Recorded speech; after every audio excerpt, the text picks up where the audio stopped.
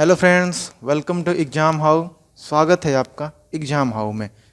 आज का जो हमारा टॉपिक है force and laws of motion. ठीक है, ये दूसरा वीडियो है। इस वाले वीडियो में हम क्या पढ़ेंगे? Inertia and mass. ठीक, और सेकंड वाला हमारा टॉपिक होगा सेकंड लॉ ऑफ मोशन। अगर आप इस वीडियो को या फिर हमारे वीडियो को अगर आप पूरा नहीं देखते हो तो आप इस वाले वीडियो को पूरा देखना, क्योंकि इस वीडियो में मैं आपको एक ऐसा कॉन्सेप्ट बताऊंगा जिसकी ज़रूरत आपको इस वाले यूनिट में तो पड़ेगी ही पड़ेगी। इसके बाद जब आप ग्रेविटेशन पढ़ोगे या फिर कहीं से भी पढ़ोगे, उस कॉन्सेप्ट की ज़रूरत आपको हर जगह पड़ेगी। जब आप हाई स्कूल में जाओगे तो भी आपको ज़रूरत पड़ेगी, आप 11th में जाओगे तो भी ज़रूरत पड़ेगी, आप 12th में जाओगे तो भी ज़रूरत पड़ेगी, आप ग्रेजुएशन में जाओगे आपको ज़रूरत उसकी तो भी पड़ेगी, जब आप मास्टर करोगे, PhD करोगे तो भी पड़ेगी उसकी ज़रूरत। और साइंटिस्ट भी, अगर हम बात करें न्यूटन का या फिर आइंस्टाइन का, तो वो लोग भी इस चीज़ के लिए थोड़ा सा बहुत ही उसको मतलब पता करने के लिए ये चीज़ कैसे फाइंड की जाती है, काफ़ी उन लोगों ने बहुत मेहनत की थी। कांस्टेंट, जैसे आप जानते होगा ना, किसी कांस्टेंट की वैल्यू को निकालना। तो आज का ये वीडियो आप पूरा देखना मत देखना, लेकिन वो जो कॉन्सेप्ट बताऊंगा जिसे आप मिरेकल कॉन्सेप्ट कह सकते हो, तो वो कॉन्सेप्ट आपके लिए बहुत ही ज़रूरी है, बहुत ही ज़्यादा इंपॉर्टेंट है। ठीक है, बाकी चीज़ आप बुक से भी पढ़ सकते हो, लेकिन वो कॉन्सेप्ट मैं आपको अलग से बताऊंगा इसी वीडियो में, तो आपको वो ज़रूर देखना है। ठीक है, मतलब आप मस्ट है, आप उसको जरूर देख लेना। ठीक है, इसके बाद से हम आगे बढ़ेंगे। तो आज के जो वीडियो होगा इसमें आप देख रहे हो कि जैसा थंबनेल पे है कि इनर्शिया, मास और सेकंड लॉ ऑफ मोशन हम देखेंगे। तो स्टार्ट करेंगे और उसके बाद से धीरे धीरे करके हम चीज़ों को समझते जाएंगे। ठीक है, अब एक ना छोटा सा क्या करते हैं, हल्का से रिवीजन ले लेते हैं कि हमने जो लास्ट वाला वीडियो था उसमें क्या क्या पढ़ा था। ठीक है, तो एक बस हल्का सा ओवरव्यू है। ठीक है, उसको मैं आपको बता देता हूँ क्या क्या मैंने पढ़ाया था। तो ये था हमारा फर्स्ट लॉ ऑफ मोशन। ठीक है, यहाँ पे जो मैंने आपको बता रखा था फर्स्ट लॉ ऑफ मोशन के बारे में कि an object remains in state of rest. ठीक है, मैं वैसे बता देता हूँ कि कोई भी जो ऑब्जेक्ट है वो क्या है कि रेस्ट में ही रहेगा। ठीक है, या फिर अगर वो मूव कर रहा है तो वो मूव करता रहेगा, और कब तक? जब तक कि बाहर से किसी तरीके का कोई फोर्स उस पर नहीं लगाया जाए, वो तब तक अपनी उसी स्टेट में रहेगा। ठीक है, तो ये वाला जो था कॉन्सेप्ट का फर्स्ट लॉ ऑफ मोशन था। और ये गैलीलियो का एक्सपेरिमेंट था जो मैंने आपको बताया था कि यहाँ पे किसी भी तरीके का कोई फोर्स नहीं रहता, लेकिन फिर भी आप देखोगे तो बॉल नीचे की तरफ आती है। क्यों आती है? क्योंकि बॉल देखो इसकी वेलोसिटी चेंज हो रही है, तो इसका मतलब किसी तरीके का ना इस पर फोर्स लग रहा है। ठीक है, किसी न किसी तरीके का फोर्स लग रहा है। ये इसकी जो एक्सेलरेशन है वो भी देखोगे कि आप हर सेकंड पे चेंज होती जा रही है। तो कैसे होता था? तो गैलीलियो ने बताया कि एक एक्सेलरेशन है जिसे ग्रेविटेशनल एक्सेलरेशन बोलते हैं। ठीक है, स्मॉल जी से इसको डिनोट करते हैं। ये एक्ट करता है इस पे, ठीक है, इस बॉडी पे या फिर इस बॉल पे एक्ट करता है, जिसकी वजह से मतलब ये बिना किसी फोर्स के करती है। ठीक है, मतलब आप कोई भी बाहर से फोर्स नहीं लगाते फिर भी ये मूव करती है। तो ये हल्का से कॉन्सेप्ट था। और उसके बाद से हमने फ्रिक्शन के बारे में थोड़ा सा देखा था, और फिर बैलेंस और अनबैलेंस फोर्स के बारे में हमने अच्छे से पढ़ा था, पूरा टाइम दिया था। ठीक है, तो ये हो गया था खत्म हमारा। उसके बाद से हमारा इनर्शिया मास का हम स्टार्ट करते हैं। ठीक है, अब देखो कि जैसे कि आपने फर्स्ट लॉ ऑफ मोशन पढ़ा कोई भी बॉडी अगर वो मूव कर रही है तो मूव ही करती रहेगी, और या फिर कोई रेस्ट में है तो रेस्ट पे ही रहेगा। तो यही एक मतलब इसी को हम क्या बोलते हैं? इनर्शिया बोलते हैं। ठीक है, जैसा कि आप यहाँ पे फिगर में आप देखो कि यहाँ पे एक ड्राइवर है। ठीक है, ये क्या है, गाड़ी चला रहा है, और गाड़ी के मान लो कोई भी वेलोसिटी है, जैसे v वेलोसिटी है। ठीक है, कुछ देर बाद क्या होता है, जैसे कुछ देर चलाने के बाद से ये क्या करता है ना, अचानक से ब्रेक लगाता है। ठीक है, रुकने के लिए अचानक से जैसे ही ब्रेक लगाता है तो आप देखोगे पहले ये सीट पे सीधा बैठा हुआ था, अब ये हल्का सा आगे की तरफ बढ़ गया। ठीक है, मतलब क्या हुआ कि जैसे ही इसने ब्रेक लगाया, ठीक है, जब ब्रेक लगाएगा तो यहाँ पे जो वेलोसिटी हो जाएगी ना इसकी जीरो हो जाएगी। पहले वेलोसिटी v थी, अब कितनी हो जाएगी? जीरो हो गई। मतलब एक मतलब छोटा सा एग्जांपल ले लेते हैं कि जैसे इसकी वेलोसिटी कितनी रही होगी, मान लेते हैं कि इसका वेलोसिटी कितना 40 किलोमीटर पर हावर रहा होगा। ठीक है, और यहाँ पे आते ही ब्रेक मारा, तुरंत जीरो हो गया। अब इतनी वेलोसिटी को अचानक से इसने जीरो कर दिया। ठीक है, तो जीरो किया ब्रेक मार के, तो क्या करेगा, ये इसकी जो बॉडी थी ये पहले स्ट्रेट थी। ठीक है, मतलब कि मूव कर रही थी कार के साथ। जैसे ही इसने ब्रेक मारा तो इसको बॉडी को क्या पता कि ब्रेक लग रहा है, तो ये इसकी बॉडी क्या चाहेगी कि मैं जहाँ पे हूँ वैसे ही रहूँ। बट जैसे ही ब्रेक लगा इसकी बॉडी क्या कही कि तुरंत आगे की तरफ बढ़ गई। ठीक है, इसकी बॉडी क्या चाहिए? तुरंत आगे की तरफ बढ़ गई। ये कार के साथ ये भी मूव करना चाहती थी इसकी बॉडी, बट इसने तो कार को रोक दिया ब्रेक लगा के, लेकिन ये खुद को नहीं रोका। इसने क्या किया कि ब्रेक जैसे ही मारा इसकी बॉडी उसी वेलोसिटी से तुरंत आगे की तरफ बढ़ जाएगी। ठीक है, धक्का लगेगा एक, मतलब कि आगे की तरफ बढ़ेगी। बट अगर आप फिल्मों में देखे होंगे कि जैसे ही जो कोई एक्टर होता है या विलेन होता है जैसे ब्रेक मारता है तो वो क्या होता है, अगर उसने सीट बेल्ट नहीं लगाया तो वो कांच तोड़ के तुरंत मतलब बाहर की तरफ आ जाता है, बोनट पे आ जाता है। ठीक है, तो इस तरीके की घटनाएं आप देखे होंगे। यहाँ पे क्या है कि जैसे ही आप बैठा है तो इसने क्या है ना कि ये सीट बेल्ट यूज करा है। इसी वजह से देखो सीट जो बेल्ट है कितना इंपॉर्टेंस रखता है। अगर आप कार ड्राइव करते हो, फ्रंट वाले सीट पे बैठे हो या बैक सीट पे बैठे हो, कहीं भी बैठे हो, तो आप अपनी सुरक्षा के लिए सीट बेल्ट का इस्तेमाल तो आप जरूर करना। ठीक है, आप सीट बेल्ट जरूर लगाना। आज हम उसी के बारे में पढ़ने वाले हैं, क्या क्या नुकसान हो जाएगा। ठीक है, अगर मान लो ये सीट बेल्ट नहीं लगाया रहता तो क्या होता है, ये तुरंत जाकर के आगे का जो इसका जो हिस्सा है कार का, या फिर ये जो आप देख रहे हो कि यहाँ पे जो इसका स्टीयरिंग है ये इसमें टकरा जाता है, इसको चोट लग जाती है। ठीक है ना, कितना चोट लगता है या फिर किस फोर्स से ये यहाँ पे स्ट्राइक हो जाता है इसका। ठीक है, लड़ता या फिर कितने तेजी से ये इस पर कोलाइड करता, हम पढ़ेंगे कि आज हम वही बताने वाले हैं आपको कितना फोर्स लगेगा। ठीक है, तो यहाँ पे आपने इस तरीके से इस चीज़ को समझा कि जैसे एक और मैं आपको एग्जांपल देता हूँ कि आपने क्रिकेट में देखा होगा कि क्रिकेट में क्या करता है कि कोई जब कैच पकड़ता है कोई फील्डर तो क्या करता है कि तुरंत कैच को जैसे पकड़ता है तो वहीं पर अपना हाथ नहीं रोका रहता है, वो क्या करता है उसको तुरंत पीछे की तरफ हाथ को खींच लेता है। क्यों खींचता है?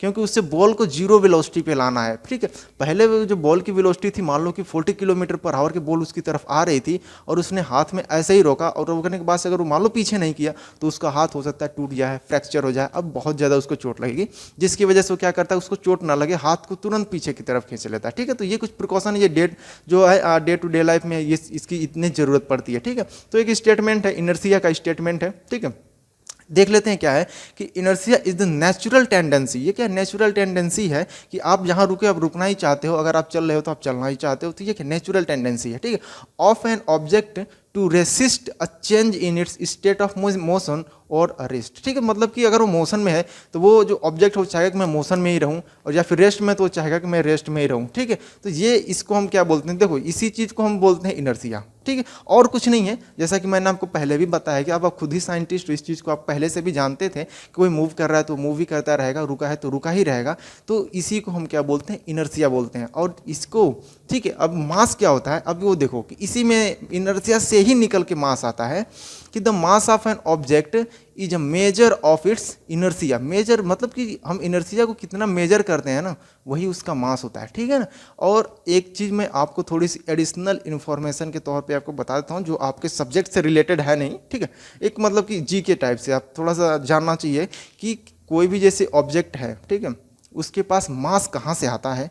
तो आप अगर आप गूगल पे सर्च करो या फिर कहीं पढ़ो बुक में अगर, तो आपको कहीं मिल जाएगा कि एक साइंटिस्ट हुआ करते थे जिनका नाम था बोसॉन नाम था। ठीक है, बोसॉन नाम था, तो उन्होंने बताया, उनका एक स्टेटमेंट था, उन्होंने एक थ्योरी दी कि हाउ ऑब्जेक्ट या फिर हाउ अ पार्टिकल गेन मास। ठीक है, मतलब कोई भी ऑब्जेक्ट है जिसके पास कुछ मास नहीं है उसके पास मास कहाँ से आ जाता है। जैसे कि आपका वेट है 60 kg, कहाँ से 60 kg आ गया, या फिर आप कोई भी चीज़ कहीं से मतलब कि कहाँ से उसके पास मास आ जाता है। तो वो बोसॉन का एक थ्योरी था कि एक बोसॉन फील्ड होती है और फिर जो कोई ऑब्जेक्ट जाता है तो जितनी देर रेसिस्ट करता है उसके पास उतना मास आता है। ठीक है, हम इसके बारे में बाद में भी डिस्कस करेंगे, मैं आपको ये थ्योरी बहुत अच्छे से समझाऊंगा, ये आपके सब्जेक्ट से रिलेटेड नहीं है। ठीक है, ये एक एडिशनल इन्फॉर्मेशन के तौर पे मैंने आपको बता दिया। ठीक है ना, तो यहाँ पे अब देखो कि इनर्शिया क्या कहता है, इनर्शिया ये कह रहा है, इनर्शिया कहता है, क्या कहता है कि भैया अगर कोई ऑब्जेक्ट है, ठीक है, तो वो क्या करेगा कि अपना जो स्टेट है, क्या ये कौन सा स्टेट कि अगर वो रुका है तो रुका ही रहेगा, वो चाहेगा क्या, वो रुका है तो रुका ही रहेगा, अगर मोशन में है तो मोशन में ही रहेगा। अगर आप उसको कुछ भी करना चाहोगे तो वो उसको क्या करेगा, रोकना चाहेगा, मतलब रेसिस्ट करेगा। अगर मोशन में उसे रेस्ट में करोगे तो वो चाहेगा कि नहीं, वो उसको रोकेगा कि नहीं मुझे मोशन में ही रहना। ठीक है, तो इस तरीके का अपोज करेगा, उसको हम बोलते हैं, देखो इनर्शिया बोलते हैं। ठीक है ना, वो सिंपल सी डेफिनेशन है जो आप देख लो।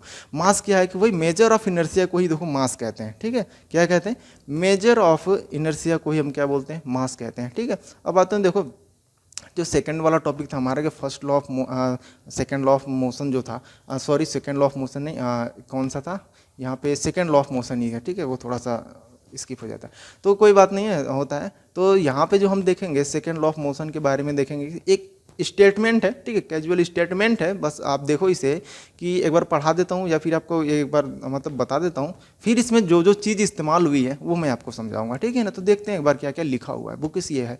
तो इसमें लिखा हुआ है the second law of motion states that, ठीक, the rate of change of momentum of an object is proportional to the applied unbalance force in the direction of force. ठीक है ना, ये चीज़ है। बट आप अभी तक देखो, थोड़ा सा इसे पढ़ लो तो आपको इसमें क्या पता चलेगा, आप भूल जाओ कि क्या कुछ है। बस आप ये देखो कि इसमें एक वर्ड आया है ना, मोमेंटम। ठीक है ना, ये मोमेंटम आया, एक वर्ड मोमेंटम है और दूसरा एक वर्ड है आपके पास प्रोपोर्शनल। तो यार ये होता क्या है ना, इसके बारे में चलो थोड़ा सा हम डिस्कस करते हैं। ठीक है ना, तो अगर हम इसके बारे में देखो डिस्कस करें कि मोमेंटम के बारे में अगर हम डिस्कस करें, तो एक साइंटिस्ट हुआ करते थे जिनका नाम था न्यूटन। ठीक है, तो न्यूटन ने कई एक्सपेरिमेंट्स किए, तो उन्होंने ये देखा कि जैसे कि आप एक दीवार है, ठीक है ना, एक दीवार है, जैसे घर की आपकी दीवार है इस तरीके से, तो आप क्या करना कि आपकी जो कॉस्को की बॉल होती है या फिर जिससे आप क्रिकेट खेलते हो, ठीक है, रबड़ वाली बॉल, आप क्या करना उस बॉल को लेना, ठीक है, और आप क्या है उसका वेट मेजर करना कि मान लो उसका जो वेट है वो 200 ग्राम है। ठीक है, मान लेते हैं उसका वेट है, आपने जोर से मारा इस पे, ठीक है, जोर से मारा, ये बॉल क्या होगी, वापस चली जाएगी, ऐसे गिर जाएगी। ठीक है ना, मतलब दीवार पे किसी तरीके का कुछ होगा नहीं, ये टूटेगी नहीं, ऐसे ही रह जाएगी। ठीक है ना, ये तो 200 ग्राम की बॉल थी जिसको हमने एक्सपेरिमेंट किया। ठीक है, ये पहला एक्सपेरिमेंट रहा। अब को आपको क्या करना है कि अब आप क्या करो कि एक ऐसी बॉल लो, ठीक है, एक ऐसी बॉल लो जिसका जो वेट हो वो कितना हो, 2 kg ले लो, उसका वेट ले लो 2 kg, और आपको फिर आप जो 2 kg जो है ना उसको देखना, आपको और जोर से मारना होगा। तो जब आप इस पर मारोगे तो ये दीवार को क्या करेगी ना कि डैमेज कर देगी। इस तरीके से ये क्या करेगी, दीवार को क्या करेगी, डैमेज कर देगी, या फिर इस तरीके से इसमें होल क्रिएट हो जाएगा एक। ठीक है ना, एक होल क्रिएट हो जाएगा। तो न्यूटन ने क्या कहा कि जो मास है, ठीक है, जो मास है, जो 2 kg का आपने लिया था या 200 kg का लिया था, जो मास है, ये जो मास है और जो वेलोसिटी है, ठीक है ना, जो मास है और ये वेलोसिटी है ना, इसमें कुछ रिलेशन होता है। जो मास है और वेलोसिटी में क्या क्या रिलेशन है, रिलेशन क्या है कि जैसे कि मान लो कि अगर आप मास लेते हो 200 ग्राम का, तो आप देखोगे कि आपको मतलब कि बहुत ही कम ताकत लगानी पड़ती है उसको फेंकने के लिए। ठीक है ना, बट अब ये देखोगे कि जब आपने 2 kg का बॉल लिया तो बहुत ज़्यादा आपको फोर्स लगाना पड़ेगा, बहुत ज़्यादा बल लगाना पड़ेगा इस दीवार पर आपको मारने के लिए। ठीक है, तो न्यूटन ने कहा कि जो ये एक रिलेशन है कि मास में और इसके वेलोसिटी में एक रिलेशन है। तो उन्होंने उस रिलेशन को क्या बताया कि अगर मास और हम वेलोसिटी का अगर मल्टीप्लाई कर दें तो एक नई चीज़ बन के आती है जिसको हम क्या बोलते हैं, मोमेंटम बोलते हैं। ठीक है, क्या बोलते हैं, मोमेंटम बोलते हैं। तो देखो मोमेंटम क्या है, यही है मोमेंटम। मोमेंटम क्या है, यही है मोमेंटम। कि मतलब कि आपको अगर कोई एक बॉडी है, कोई ऑब्जेक्ट है, तो आप देखोगे कि उसको अगर जितनी ज़्यादा वेलोसिटी देनी है या फिर उसके वेलोसिटी में जितना ज़्यादा चेंज कराना है, आपको उतना ही ज़्यादा फोर्स लगाना पड़ेगा। ठीक है, आपको उतना ही ज़्यादा फोर्स लगाना पड़ेगा। और अगर उसकी मास भी ज़्यादा है तो भी आप देखोगे ज़्यादा फोर्स लगाना पड़ेगा। तो मतलब मास और वेलोसिटी में यही रिलेशन होता है, और इसी रिलेशन को उन्होंने एक नाम दिया जिसको बोलते हैं क्या, मोमेंटम। ठीक है, इसको हम क्या बोलते हैं, मोमेंटम, उन्होंने इसको नाम दिया था। तो आप इस चीज़ को, वर्ड को याद रखो, जो मोमेंटम होता है वो क्या होता है, पी से हम इसको डिनोट करते हैं। ठीक है, पी से, आप कैपिटल पी या स्मॉल पी कुछ भी कर लो, डजेंट मैटर। ठीक है, पी से डिनोट करते हैं, और पी इक्वल टू कितना होता है, मास इंटू वेलोसिटी। ठीक है, ये ऑब्जेक्ट की वेलोसिटी है और ये ऑब्जेक्ट का क्या है कि मास है। ठीक है, ये तो हो गया कि अगर मान लो कि जैसे यहाँ पे आपने कोई जैसे कोई बॉडी है, ठीक है, जैसे अब यहाँ पे समझते हैं क्रिकेट वाले से, कि जैसे यहाँ पे आप देखो कि जो ये क्रिकेटर है या फिर फील्डर है, इसने क्या किया कि इसका देखो, ये जो बॉल है ना, इसका कुछ मास होगा, ठीक है, और ये इसकी तरफ आ रहा है, तो कुछ ना कुछ इसकी वेलोसिटी तो रही होगी। मतलब अब क्या न्यूटन ने बोला, देखो इसका कुछ मोमेंटम था यहाँ पे, ठीक है, यहाँ पे क्या था, कुछ मोमेंटम था, बट आपको क्या करना है कि इस बॉल को रोकना है। तो देखोगे कि रोकने के लिए अभी ये क्या क्या, जैसे ही इसके हाथ में ये बॉल आती है, ये क्या करता है कि इसको पीछे की तरफ खींचने के यहाँ तक लाता है। ठीक है, यहाँ तक खींच करके इसको लेकर आता है, मतलब बॉल को रोकने के लिए। तो अब जो इसको कम फोर्स की रिक्वायरमेंट होगी कब, जब ये बॉल को मान लो कि पीछे की तरफ खींचता है। अगर मान लो कि बॉल को इसने पीछे खींचा ही नहीं, जैसे कि यहीं पे इसने अगर रोकना चाहा, तो इसको क्या बहुत ही ज़्यादा ताकत लगानी पड़ेगी इस बॉल को रोकने के लिए। और जैसा कि मैंने आपको पहले ही बताया, हो सकता है इसके हाथ में फ्रैक्चर आ जाए, टूट जाए, या फिर बहुत ही ज़्यादा इसको चोट लग सकती है, इंजर्ड हो सकता है। ठीक है, तो ये था मोमेंटम का एक हल्का सा आपको एग्जांपल मैंने दे दिया कि ये होता है मोमेंटम। मोमेंटम के लिए देखो न्यूटन ने सिंपल से यही बताया था कि मोमेंटम के लिए इन्होंने यही रिलेशन बताया था कि मास में और वेलोसिटी में, इन्होंने देखो ये छोटा सा रिलेशन बताया था कि ये होता है मोमेंटम। ठीक है, अब देखो यहाँ पे हम अब आते हैं इस वाले जो सेक्शन था हमारा सेकेंड लॉ ऑफ मोशन, इसको फिर से रीड करते हैं। ठीक है, इसको हम क्या करते हैं, फिर से रीड करते हैं। मैं एक बार थोड़ा सा ये लाइनें हटा देता हूँ और इस चीज़ को हम फिर से रीड करेंगे। ठीक है, एक बार और हम इसको पढ़ेंगे, फिर समझेंगे क्या होता है। अब ये क्या कह रहा है कि स्टेट दैट, ठीक है, यहाँ तो चलो छोड़ो, यहाँ तक तो कॉमन है, यहाँ पे पढ़ते हैं the rate of change of momentum. ठीक, अब यहाँ पे देखो, पहले हम तो समझें कि मोमेंटम क्या होता है। मोमेंटम क्या होता है, मास इंटू वेलोसिटी करोगे तो वो हमें क्या मिलेगा, मोमेंटम मिलेगा, और यही न्यूटन ने कहा था। But second law of motion क्या कह रहा है कि rate of change of momentum of an object. ठीक है, अब क्या कह रहा है, rate of change of momentum. और मैंने आपको देखो पहले ही बताया, जहाँ पे आ जाए ना रेट की बात आ जाए तो समझ लेना कि वहाँ पे हम टाइम से डिवाइड कर रहे हैं। मतलब कि rate of change of momentum है तो मोमेंटम को हम टाइम से क्या कर रहे हैं, डिवाइड कर रहे हैं। अब आप तो थोड़ा ध्यान से समझना, क्योंकि ये तो स्टेटमेंट हमने पढ़ लिया, ठीक है ना, स्टेटमेंट पढ़ लिया। अब मैथमेटिकली हम इसको कैसे प्रूव करेंगे, अब हम इसकी तरफ बढ़ रहे हैं धीरे धीरे, ठीक है ना। तो यहाँ पे देखो कि स्पष्ट रूप से यहाँ पे लिखा हुआ है कि the rate of change of momentum लिखा हुआ है। ठीक है, तो पहला हमें क्या करना है कि rate of change of momentum को समझना है कि ये होता क्या है। देखो rate of change of momentum क्या है कि पहले मान लो कि मास कितना था, कोई जो भी बॉडी थी या पार्टिकल था, मास कितना था, m था। ठीक है, इनिशियल वेलोसिटी कितनी थी उसकी, u थी। इनिशियल वेलोसिटी कितनी थी, u थी। और इनिशियल वेलोसिटी u का मतलब ये है कि u वेलोसिटी तो मूव कर रहा है, रुका नहीं है, मूव कर रहा है, ठीक है ना, मूव कर रहा है वो। अब ये कह रहा है कि rate of change of momentum, momentum में चेंज हो रहा है, मतलब मास तो देखो चेंज होगा नहीं। अगर मान लो कि बॉल का जो वेट है वो अगर 200 ग्राम है तो वो पहले भी 200 ग्राम भी होगा, और उसके बाद से रोकोगे या फिर आप उसको और तेज़ी से करोगे तो भी उसका मास चेंज नहीं होगा। ठीक है, मास क्या, वो चेंज नहीं होगा। अब इस चीज़ को अपने दिमाग में बिठा लो कि मास कभी चेंज नहीं होगा, जितना है उतना ही रहेगा। ठीक है, तो मास तो उसका उतना ही रहेगा। बट मान लो कि कुछ फोर्स आपने लगाया और उसको अपनी एक वेलोसिटी v दे दिया, जो क्या है कि u क्या है कि u क्या है कि छोटा है। ठीक है, u क्या है कि छोटा है v से। ठीक है ना, मतलब कि आपने क्या किया, तो वेलोसिटी उसकी बढ़ा दी, इंक्रीज करके v कर दिया। ठीक है ना, तो अब यहाँ पे देखोगे ये क्या होगा, इसको मान लेते हैं कि ये P1 है। ठीक है, कहाँ, जब यहाँ पे देखो, जैसे यहाँ पे मैंने आपको यहाँ पे समझा रखा है कि इस वाले कंडीशन में आप देख लो। ठीक है, यहाँ पे जब ये बॉल ये कैच करने जा रहा है ना, तो यहाँ पे मान लो कि जो इसका मोमेंटम है P1 है। ठीक है, अब इसको m और v कर ले, m और u कर लेते, मान लो इसकी इनिशियल वेलोसिटी u है, और जैसे ही इसने रोक दिया तो ये मान लो कि P2 है और इसकी मास कितना, मास तो चेंज नहीं होगा, और लास्ट वाली जो वेलोसिटी है v है, वो बात अलग है कि जब रोक देता है तो क्या हो जाएगा, जो v है वो 0 हो जाएगा। ठीक है, अभी हम समझते हैं कि ये दो कंडीशन समझते हैं। ठीक है ना, पहले कितना था, इसकी वेलोसिटी u थी और मास कितना था, m था। भाई साहब ने इसे फील्डर ने रोका, और रोकने के बाद देखा कि जो मोमेंटम में चेंज हुआ, कितना हुआ कि मास इंटू वेलोसिटी कर दिया, मतलब फिर वो फाइनल वेलोसिटी हो गई उसकी, मतलब कि v। ठीक है ना, तो इस तरीके से ये हो गया, P1 हो गया और P2 हो गया। ठीक है, अब ये क्या कह रहा है, अब ये कह रहा है कि rate of change of momentum. ठीक है ना, देखो मैं इस वजह से इस चीज़ को मैं बार बार बता रहा हूँ, ताकि अगर आपका ये बेस क्लियर हो जाएगा ना, तो फिर आगे जैसे हम बढ़ेंगे तो चीज़ें तब समझ में आएंगी। इसका मैथमेटिकल जब मैं बताऊँगा आपको तो शायद आपको दिक्कत आ जाए, इसी वजह से मैं इसको अभी बार बार ये चीज़ बता रहा हूँ। ठीक है, तो इस चीज़ से बॉदर मत होना आप, ठीक है, बोरिंग फील मत करना, आप समझने की कोशिश करो इसको। तो ये अब ये कह रहा है कि the rate of change of momentum. ठीक है, मतलब अब हम क्या करेंगे, ठीक, आपने ले लिया, थोड़ा सा मैं स्टेटमेंट यहाँ पे लिखना शुरू करता हूँ कि मान लो कि जैसे मास कितना था, m था, इनिशियल वेलोसिटी कितनी थी, यहाँ पे मैं लिखता हूँ जो इनिशियल वेलोसिटी उसकी कितनी थी, बॉडी की या फिर ऑब्जेक्ट की u थी। ठीक है, अब फाइनल का मतलब अब जो रोक दिया या फिर मतलब वेलोसिटी बढ़ा दिया या फिर घटा दिया, कुछ चेंज हुआ। ठीक है, चेंज करने में मास तो उतना ही रहेगा। अब हम बात करते हैं इसकी फाइनल वेलोसिटी, अगर हम ले लेते हैं, ठीक है, मान लेते हैं कि फाइनल वेलोसिटी कितनी है उसकी, v है। ठीक है, कुछ चेंज हुआ वेलोसिटी में, क्या वो चेंज हुआ, अब u नहीं रहा, v हो गया, चेंज हो गया वेलोसिटी में। ठीक है, अब ये कह रहा है the rate of change of momentum, momentum में क्या वो चेंज हुआ, तो चेंज कितना हो जाएगा, मोमेंटम कितना था, पहले मोमेंटम कितना था, m और v था। ठीक है, पहले मोमेंटम कितना था, m और v था, m और u था। ठीक है, सॉरी u था, और हमने इसको लिया था P1। ठीक है, ये क्या था, इनिशियल मोमेंटम था, इसको हम क्या बोलेंगे, इनिशियल मोमेंटम। ठीक है ना, और उसके बाद से ये क्या किया कि फाइनल देखेंगे कि चेंज करने के बाद से क्या हुआ कि फाइनल आपको मिला m इंटू वी मिला। ठीक है, अब पूछ रहा है ना चेंज इन मोमेंटम, तो चेंज इन मोमेंटम क्या हो जाएगा, यहाँ पे मैं आपको दिखाता हूँ कि चेंज इन मोमेंटम हो जाएगा आपका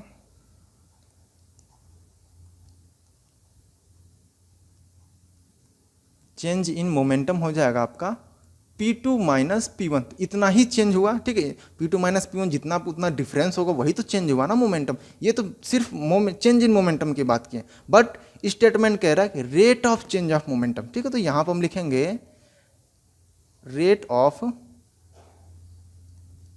चेंज। ठीक है, यहाँ पर लिखते हैं rate of change in momentum, कर लो इस तरीके से, कोई बात नहीं है, मोमेंटम। ठीक है, rate of change in momentum. अब कितना मैंने आपको बताया था, जैसे ही रेट ऑफ चेंज की बात हो ना, तुरंत क्या करो, टाइम से डिवाइड कर दो। तो हम क्या करेंगे, P2 minus P1 divided by हम कर दिए टाइम से हमने इसको डिवाइड कर दिया ना, क्योंकि rate of change of momentum की ये तो बात कर रहा है ना, तो हम क्या करेंगे कि टाइम से इसको डिवाइड कर देंगे। ठीक है, आपको अगर समझ में आ रहा है तो लाइक शेयर सब्सक्राइब में किसी भी तरीके की कोई कंजूसी या कामचोरी मत करना, तत्काल प्रभाव से आपको इसको मतलब कि बढ़ाते रहना, ठीक है। इतना हो गया आपका rate of change in momentum, ये हो गया, ठीक है। अब देखते हैं आगे क्या कह रहा है। अब आगे कह रहा है of an object is proportional to the applied unbalance force in the direction of force, ठीक है। ये आप अब इसमें दूसरी जो चीज़ है वो ये है ना कि अब ये तो एक चीज़ दे रखा है ना, प्रोपोर्शनल दे रखा है, प्रोपोर्शनल दे रखा है, ठीक है, प्रोपोर्शनल दे रखा है। अब देखो वो जो मैं कॉन्सेप्ट बता रहा था ना कि एक मिरेकल कॉन्सेप्ट होगा जो आपको बहुत ही ज़्यादा इंपॉर्टेंट होगा, देख लो यहीं पे आ गया। अब मैं आपको ये समझाता हूँ वो जो मिरेकल कॉन्सेप्ट है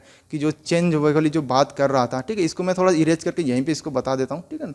एक बार देखते हैं ये अगर क्लियर हो जाता है कि नहीं होता है, ठीक है। क्लियर हो जाएगा तो ठीक है। यहाँ पे कुछ ऑप्शन दे नहीं रखा लग रहा है, एक बार और चेक कर लेता हूँ। हाँ चलो ठीक है, ठीक है, ये क्लियर हो गया। तो अब हमें क्या समझना है कि rate of change of momentum, तो चलो उसी अब थोड़ी पहले हम समझते नहीं कि प्रोपोर्शनल क्या होता है, ठीक है। प्रोपोर्शनल क्या ये समझते हैं, जैसे मान लो, ठीक है, मानो अब तो तुम्हें देखो कि जैसे साइंस की दुनिया में अपने कदम रखा है ना, या फिर मैथमेटिक्स की दुनिया में, तो मान लो मान लो मान लो, आप इसी चीज़ें से काम चलाओगे, आप मानोगे हमेशा, एज्यूम करोगे, ठीक है। जैसे आप स्टेटमेंट लिखते हो कि वी एज्यूम दैट, ठीक है। तो अब इसी तरीके से हम समझना, जैसे मान लेते हैं कि कोई क्वांटिटी है, फिजिकल क्वांटिटी, जैसे फोर्स हो गया, ठीक है, मान लो कुछ भी, कोई एक क्वांटिटी है ए है, ठीक है, ए है, और एक क्वांटिटी है बी है, ठीक है। अब इन दोनों में क्या करना है ना कि एक रिलेशन है। रिलेशन ये है कि जैसे जैसे कि थ्योरी में ये कह रहा है कि ए जो है बी के प्रोपोर्शनल है, तो प्रोपोर्शनल का हम साइन इस तरीके से बना देंगे, ठीक है। अब इसका देखो मतलब क्या होता है कि एक, अब इसका स्टेटमेंट मैं लिख दे रहा हूँ, ठीक है। देखो ये मैं सिर्फ तुम्हारे लिए कर रहा हूँ, ये मतलब बार बार जिस तरीके से मैं चीज़ें रिपीट कर रहा हूँ, प्लीज़ लाइक शेयर सब्सक्राइब में मत कोई कमी करना, बहुत मेहनत से पढ़ा रहा हूँ ये, ठीक है। तो अब समझते हैं ना कि ए क्या है, कि अब मैं यहाँ पे स्टेटमेंट लिखता हूँ ए इज, ठीक है, proportional to, A is proportional to B, ये स्टेटमेंट हो गया, ठीक है। ये क्या हो गया, ये स्टेटमेंट कह रहा है ए इज प्रोपोर्शनल टू बी। अब जैसे ही ए इज प्रोपोर्शनल टू बी आएगा ना, तो आपको क्या करना है, ए इज प्रोपोर्शनल टू बी लिख के अगर आ गया तो मैथमेटिकली आप इसको इस तरीके से लिख सकते हो, ठीक है। अब यार इस तरीके से हमने लिख तो दिया, बट इसका मतलब क्या होता है, इसका मतलब क्या होता है। अब देखो मतलब समझो अब इसका, यहाँ पे देखो लिखा है प्रोपोर्शनल, प्रोपोर्शनल का हिंदी होता है समानुपाती, ठीक है। हिंदी से समझो क्योंकि हिंदी क्या है, हमारी मदर टंग है, तो चीज़ों को जो अगर बहुत ही कॉम्प्लेक्स चीज़ हो ना उसको हिंदी में तोड़ो, उसके बाद समझो, ठीक है। तो यहाँ पे देखो कि प्रोपोर्शनल का मतलब होता है समानुपाती, समानुपाती है, इसका मतलब ए समानुपात है बी, ठीक है, समान अनुपात में है, मतलब अनुपात इनका क्या है कि समान है, चेंज नहीं होगा। अनुपात क्या है, समान है, ठीक है। इसका मतलब ये हुआ कि अगर हम ए को बढ़ाते हैं, ठीक है ना, मतलब ए को अगर हम इंक्रीज करते हैं, जैसे ए कुछ भी है 10 से 20, अगर हम इसको ए की क्वांटिटी इंक्रीज करते हैं और यहाँ पे प्रोपोर्शनल का साइन है और यहाँ पे बी है, तो उसी रेट से, मतलब कि उसी अनुपात में, देखो समानुपात का यही मतलब है कि उसी अनुपात में क्या होगा ना कि बी बढ़ेगा ऑटोमेटिक, ठीक है। अब समझ में आ रहा है कि नहीं समझ में आ रहा है, ऑटोमेटिक बी भी बढ़ेगा, जिस अनुपात में आप ए को बढ़ाओगे उसी अनुपात में बी ऑटोमेटिक बढ़ेगा, यही मतलब होता है प्रोपोर्शनल का, ठीक है। तो यहाँ पे जो लिख रहा है स्टेटमेंट, यहाँ पे जैसे मैंने लिखा है ए इज प्रोपोर्शनल टू बी, इसका मतलब ये है कि जब हम ए को बढ़ाएंगे तो बी क्या करेगा, ऑटोमेटिक बढ़ेगा उसी रेशियो में, और जब हम ए को घटाएंगे ना, ए को अगर हम घटाते हैं तो इसी रेशियो में बी भी घटेगा, ऑटोमेटिक घटेगा। तो ये मतलब होता है देखो प्रोपोर्शनल का, ठीक है। अब एक और चीज़ होती है यूनिवर्सली प्रोपोर्शनल होता है। यूनिवर्सली प्रोपोर्शनल क्या होता है कि जैसे कोई भी ले लो, जैसे पी है, ठीक है, पी नहीं आप यहाँ पे ले लो, ए बी से ही काम चलाते हैं, ठीक है। मान लो कोई भी ए है, ठीक है, और ये प्रोपोर्शनल है, जैसे ही आ जाए ना कि इन्वर्सली प्रोपोर्शनल टू इन्वर्सली, ठीक है। तो इन्वर्सली का मतलब होता है 1/b, ठीक है। इन्वर्सली का यही मतलब होता है कि इन्वर्सली, अब ये देखो दो चीज़ें आपको ना पूरी फिजिक्स में आप ग्रेजुएशन तक जाओगे, पीएचडी करोगे ना, यही चीज़ें बार बार आपको मतलब परेशान करेंगी, प्रोपोर्शनल एक इन्वर्सली प्रोपोर्शनल, ठीक है। तो ये दो चीज़ें आपको ध्यान रखनी है, प्रोपोर्शनल एक इन्वर्सली। अभी यूनिवर्सली प्रोपोर्शनल मतलब इसका मतलब है, इसको हिंदी में कहते हैं व्युत्क्रमानुपाती, ऐसे कुछ बोलते हैं, मतलब कि इसको व्युत्क्रमानुपाती, ठीक है, इस तरीके से बोलते हैं व्युत्क्रमानुपाती, और इसको क्या बोलते हैं समानुपाती, और इसको बोलते हैं व्युत्क्रमानुपाती, ठीक है। इन्वर्सली प्रोपोर्शनल होता है, ये जो है इन्वर्सली प्रोपोर्शनल है, ये क्या प्रोपोर्शनल है, ठीक है। दो अंतर आप समझना। अब देखो इसमें क्या है कि जैसे ही आप ए को बढ़ाओगे ना, यहाँ पे इस वाले केस में, ठीक है, ये पहला केस ले लेते हैं और ये दूसरा केस ले लेते हैं, ठीक है। पहला केस हमारा पूरा हो गया, दूसरा केस हम समझते हैं, जैसे ही आप ए वाली क्वांटिटी को बढ़ाओगे या इंक्रीज करोगे तो आपका बी जो है ना घटेगा, ठीक है। या फिर आप अगर बी को बढ़ाओगे, ठीक है, बी को अगर आप बढ़ाओगे तो ए क्या होगा, ऑटोमेटिक घटेगा, ठीक है ना। अब फिर से मैं बता रहा हूँ, अगर आप बी को बढ़ा रहे हो, ठीक है, आप बी की जो क्वांटिटी इंक्रीज करोगे तो ए की क्वांटिटी ऑटोमेटिक से डिक्रीज होने लगेगी, घटेगी, ठीक है ना। और अगर आपने बी को घटा दिया, अगर आप बी को घटा रहे हो तो ए क्या होगा, ऑटोमेटिक क्या होगा, बढ़ेगा, ठीक है। या फिर दो तरीके से मैं बता देता हूँ, या फिर अगर आप ए को बढ़ा रहे हो तो बी घटेगा, ठीक है, अगर आप ए को घटा रहे हो तो बी बढ़ेगा। तो ये होता है आपका एक प्रोपोर्शनल, एक यूनिवर्सली प्रोपोर्शनल, ठीक है। ये दोनों चीज़ें आपको जब आप ग्रेविटेशन पढ़ोगे ना, तो मतलब अगर आप ये अभी समझ लो तो आपके लिए ज़्यादा बेहतर है। मैं एक बार फिर से बता देता हूँ, ठीक है, एक बार मैं इस कॉन्सेप्ट को फिर से बता रहा हूँ, ठीक है। एक बार मैं सारा इरेज करता हूँ, ठीक है, फिर से, और इसी को हम फिर से पढ़ते हैं, ठीक है। तो हमने क्या किया था, एज्यूम किया था, क्या एज्यूम किया था, कोई भी एक क्वांटिटी है, ए है, कोई भी क्वांटिटी बी है, और स्टेटमेंट हमारा ये कह रहा है कि ए क्या है, बी के प्रोपोर्शनल है, ठीक है। तो हमने प्रोपोर्शनल का साइन बना दिया। अब ये क्या कह रहा है, इसका मतलब ये है कि जैसे ही आप ए को बढ़ाओगे तो बी भी बढ़ेगा, अगर आप ए को घटाओगे तो बी क्या होगा, घटेगा। तो ये होता है आपका समानुपाती या फिर प्रोपोर्शनल, ठीक है। अगर हम यूनिवर्सली प्रोपोर्शनल की बात करें कि A is universally proportional to B, तो जैसे ही आप ए को बढ़ाओगे तो बी घटेगा, और अगर आप ए को घटाओगे तो बी क्या हो जाएगा, बढ़ेगा। तो ये दोनों स्टेटमेंट में आप अंतर जरूर समझना, ठीक है। तो यहाँ पर आप देखोगे कि स्टेटमेंट में क्या दे रखा है, ठीक है। एक बार फिर से मैं इसको इरेज करता हूँ, स्टेटमेंट को फिर से पढ़ते हैं, ठीक है ना। यहाँ से जहाँ तक हमने फिनिश किया था फिर से पढ़ते हैं। अब फिर ये स्टेटमेंट कह रहा है कि rate of change of momentum of an object is, अब देखो यहाँ पे लिखा है ना, proportional to applied unbalance force, ठीक है। ये कह रहा है कि rate of change of momentum किसके प्रोपोर्शनल है, अप्लाइड अनबैलेंस फोर्स के प्रोपोर्शनल, ठीक है। अभी हम डायरेक्शन की बात नहीं करेंगे, अभी यहाँ तक हम फिनिश करते हैं इसको। इस स्टेटमेंट को हमने कहाँ से शुरू किया, फिर से, ठीक है। स्टेटमेंट को हमने शुरू किया कि the rate of change of momentum को, ठीक है, और rate of change of momentum किसके प्रोपोर्शनल है, अप्लाइड अनबैलेंस फोर्स के, ठीक है। अब देखो मैं लिखना स्टार्ट करता हूँ।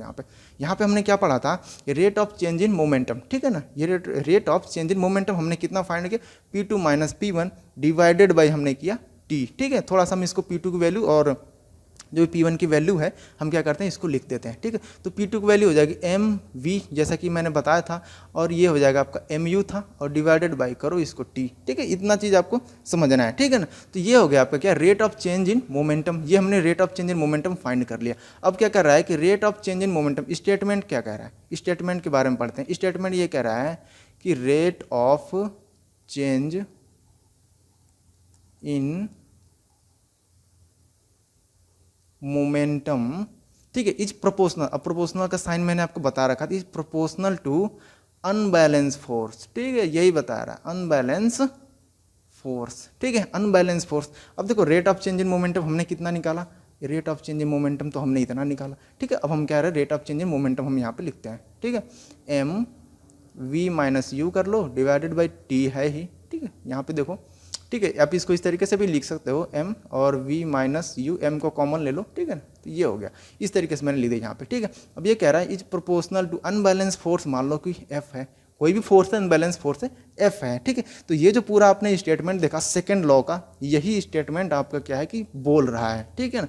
अब यहाँ पे देखो नेक्स्ट बढ़ता है क्या, आगे डायरेक्शन की बात कर रहा है। डायरेक्शन ये क्या कह रहा है, इन द डायरेक्शन ऑफ फोर्स। इसकी देखो जरूरत नहीं है, बट मैं आपको फिर भी बताता हूँ कि जो अनबैलेंस फोर्स होगा ना, वो उसी फोर्स के डायरेक्शन में होगा जो आप फाइंड करोगे, ठीक है। एक बार फिर से पढ़ूँ मैं स्टेटमेंट, चलो ठीक है। The rate of change of momentum of an object is proportional to the applied unbalance force, जो अनबैलेंस फोर्स आप अप्लाइड कर रहे हो in the direction of force, उसी फोर्स की डायरेक्शन में, ठीक है, जो चेंज इन मोमेंटम होगा, ठीक है, किसके, कि अप्लाइड फोर्स के उसी डायरेक्शन में होगा जिस डायरेक्शन में आपने फोर्स अप्लाई किया। तो ये स्टेटमेंट है, और जिसको मैंने मैथमेटिकली यहाँ पे लिखा हुआ है, ठीक है। एक तो हमने फाइंड किया ना rate of change in momentum, तो ये स्टेटमेंट है जो कह रहा है, ठीक है। अब थोड़ा सा देखो कन्वेंट करने के लिए मैं क्या करता हूँ ना, थोड़ा सा आसानी हो, इसको हम क्या करें, थोड़ा सा मतलब इस तरीके से लिख लेते हैं कि F is directly proportional to M V minus U divided by T, ठीक है ना। तो ये आप इस तरीके से कर सकते हो, कोई दिक्कत नहीं है, ये भी आपका सही है, गलत कोई नहीं है, ये भी सही है। और अब हमने बस चेंज कर दिया इस तरीके से, हमने थोड़ा सा इधर उधर कर दिया, लिख दिया, बाकी सही है, कोई दिक्कत नहीं है, ठीक है ना। स्टेटमेंट सेम है, कोई चेंज नहीं है, ठीक है। अब देखो कि जैसा मैंने आपको यहाँ पर बताया था, ठीक है, तो अगर आप ये वाला जो साइन है, अब देखो कि इससे हमें कोई मतलब नहीं है क्योंकि ये तो बस एक स्टेटमेंट था, ठीक है। अब जैसे ही ये वाला साइन हम हटाएंगे, ठीक है, जैसे ही हम अगर ये वाला साइन हटाते हैं और इसको हटा के हम इक्वल टू का साइन लगाएंगे, ठीक है। अब हम जैसे ही इक्वल टू का साइन लगाएंगे, चूंकि प्रोपोर्शनल का साइन हटा रहे हैं हम, तो हम यहाँ पे एक कांस्टेंट का मल्टीप्लाई करेंगे। अब मैथमेटिक्स वाला याद करो, जब आप प्रोपोर्शनल वाले चैप्टर वगैरह पढ़े होगे तो इस तरीके का आप मतलब कि कांस्टेंट आप मतलब यूज करते थे, तो यहाँ भी वही चीज़ करना है। अब यहाँ पे हमने एक के कांस्टेंट अप्लाई किया है, ठीक है, के कांस्टेंट। अब ये के कांस्टेंट कैसे आया कि जैसे ही हमने प्रोपोर्शनल का साइन हटाएंगे तो हमें किसी न किसी कांस्टेंट का यहाँ पे मल्टीप्लाई हमें करना पड़ेगा, तभी तो आप इसको बोलोगे कि ये प्रोपोर्शनल है, ठीक है। अब इस केस में भी जब आपका ए बढ़ेगा तो बी बढ़ेगा और के की ना कुछ वैल्यू होगी के की, न्यूमेरिक वैल्यू होगा या फिर जो भी होगा, उसको क्या करना होता, फाइंड करना होता बाय द एक्सपेरिमेंट, ठीक है। सिमिलर थिंग्स यहाँ भी वही करेंगे, यहाँ भी क्या करेंगे, अब यहाँ पे देखो दूसरा कांस्टेंट नहीं होगा, यहाँ भी कोई भी कांस्टेंट होगा, ठीक है। जैसे ही आप इक्वल टू का साइन लगाओगे तो के इंटू करोगे आप 1/b, तो ये आपका प्रोपोर्शनलिटी और ये यूनिवर्सली प्रोपोर्शनल का मतलब होता है। यहाँ पे इस तरीके से आपने इसको समझा, ये बहुत ही इंपॉर्टेंट कॉन्सेप्ट था जिससे आपको मतलब हर मतलब कि यूनिट में आपको जरूरत पड़ेगी। अब देखते जाना कैसे कैसे।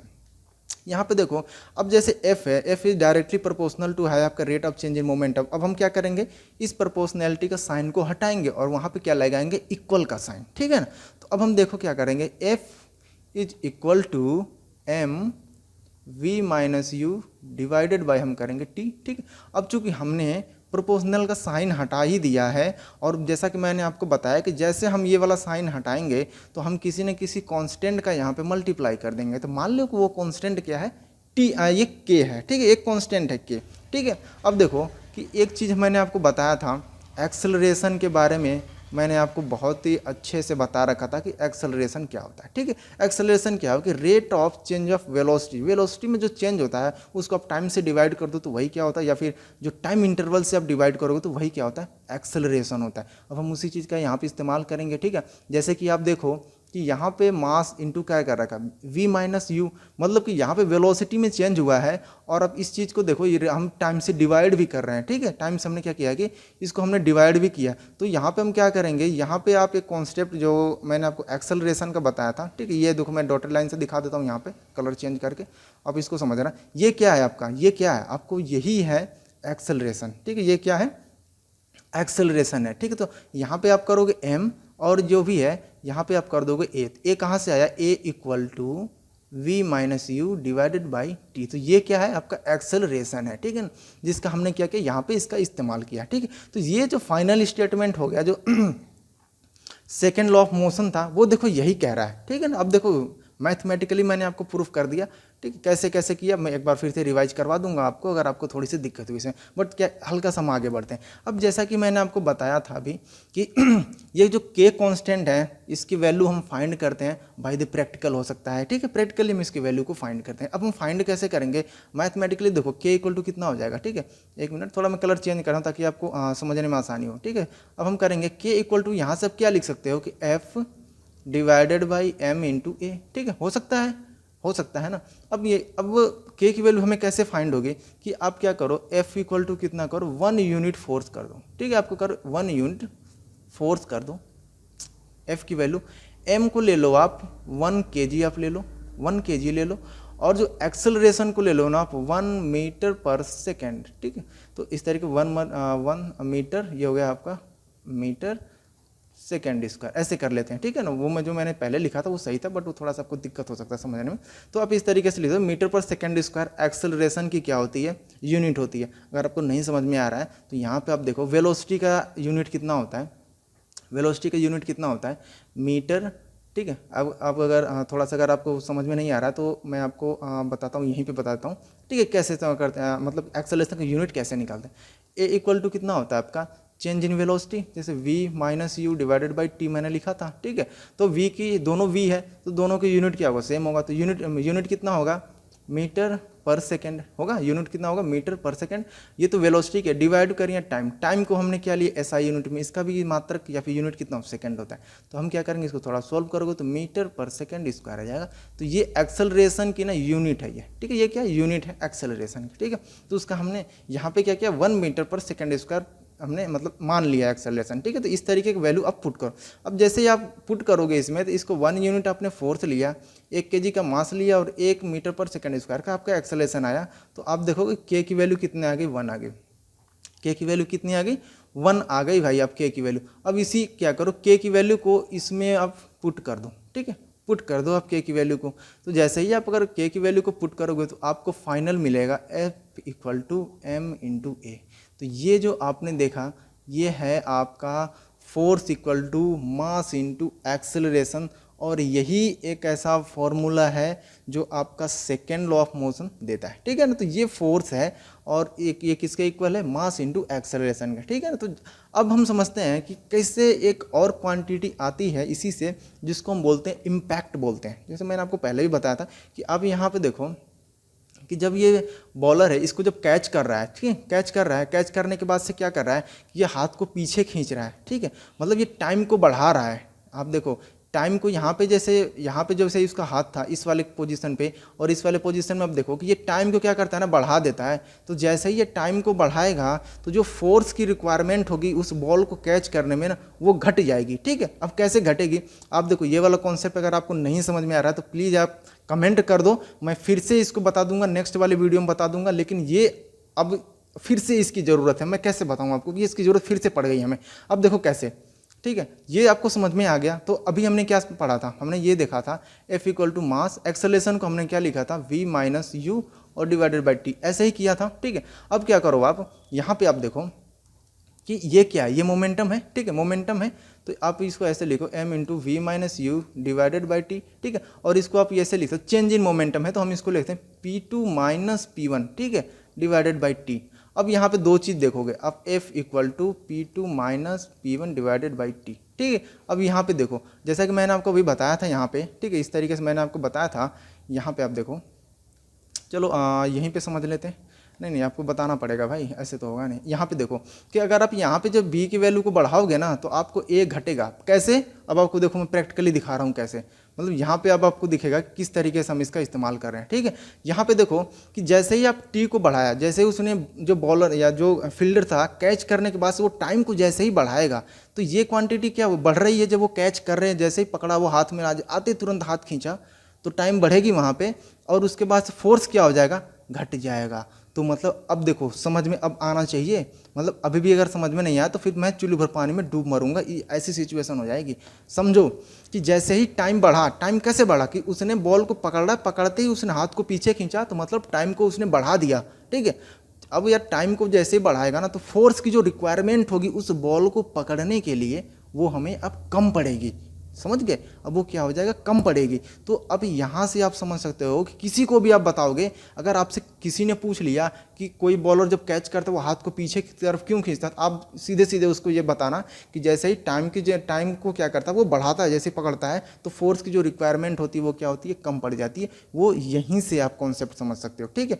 अगर मान लो कि हाथ को पीछे नहीं खींचता है तो क्या होगा, अगर मान लो हाथ को नहीं खींचा मतलब क्या होगा, टाइम अब बहुत ही कम होगा उसके पास, मतलब आते तुरंत उसने कैच कर लिया, छोटा सा टाइम हुआ आते ही उसने तुरंत कैच कर लिया, तुरंत रोका, मतलब कि उसने टाइम बढ़ाया नहीं, वहीं पे खड़ा होकर कच दे पकड़ लिया, मतलब तुरंत ऐसे पकड़ लिया, हाथ दोनों से जोर से पकड़ लिया, दोनों हिला डुला कुछ नहीं। तो वहाँ पे क्या होगा ना, टाइम घट गया भाई, टाइम घटा तो फोर्स क्या होगा, बढ़ गया। जैसे ही टाइम घटा फोर्स क्या हुआ भाई, फोर्स बढ़ गया। फोर्स बढ़ने का मतलब जो बॉल थी ना, अब जब उसके हाथ के ऊपर ना जोर से बल लगाएगी, मतलब कि धक्का देगी, तो फिर क्या करेगा भाई, जब इतनी जोर से उसके हाथ पे जब लगेगी ना बॉल तो उसका हाथ फ्रैक्चर हो जाएगा, वो इतना ज़्यादा फोर्स होता है, ठीक है।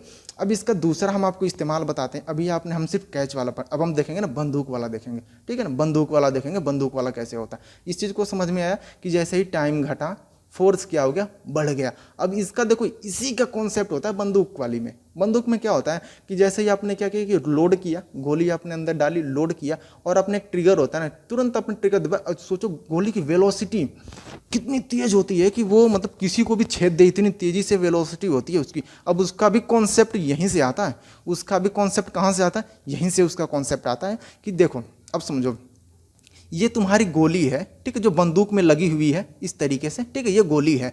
और यहाँ पे देखो ना कि जो ट्रिगर होता है ना वो बहुत ही मतलब इस तरीके से पतला से एक पिन की तरह होता है, ठीक है, जो इस तरीके से किसी तरीके से, देखो मैकेनिज्म की हम बात नहीं कर रहे हैं, मान लो ये ट्रिगर है, ये ट्रिगर है, ठीक है। अब ट्रिगर को ट्रिगर नहीं, ये पिन है, और जैसे ही यहाँ पे आपको क्या पास ट्रिगर होता है, आपने ट्रिगर को ना ऐसे होगा ट्रिगर, ठीक है, जैसे ही ट्रिगर को आपने इधर खींचा उंगली से, आपने जैसे ही ट्रिगर को ऐसे खींचा, तो ये क्या होती है, ये पिन होती है ना, ये बहुत ही कम समय के लिए, बहुत ही थोड़े से समय के लिए ना इस गोली में ऐसे टच करेगी, ठीक है। मैं थोड़ा सा कलर चेंज करके समझाता हूँ आपको कि बहुत ही थोड़े समय टाइम के लिए वो क्या ऐसे तुरंत इस पे, मतलब तुरंत इसको टच करके पीछे की तरफ आ जाएगी। और जैसे ही ये टाइम भाई कम हुआ ना, तो हमारा साइंस और हमारा न्यूटन क्या कहते हैं कि जैसे ही टाइम कम हुआ, फोर्स बहुत ही ज़्यादा हो जाता है। इसका मतलब ये हुआ ना, वो जो पतली सी पिन थी और जैसे ही स्ट्राइक होने के बाद से तुरंत पीछे की तरफ आ गई, इसका मतलब वहाँ पे समय बहुत कम लगा। और अब जब समय कम लगा तो सोचो गोली के ऊपर फोर्स कितना ज़्यादा लगा होगा, तो आप देखे हुए गोली कितनी तेज़ी से निकलती है। यही जो ये जो फिनोमिना है ना, इसको इम्पैक्ट कहते हैं,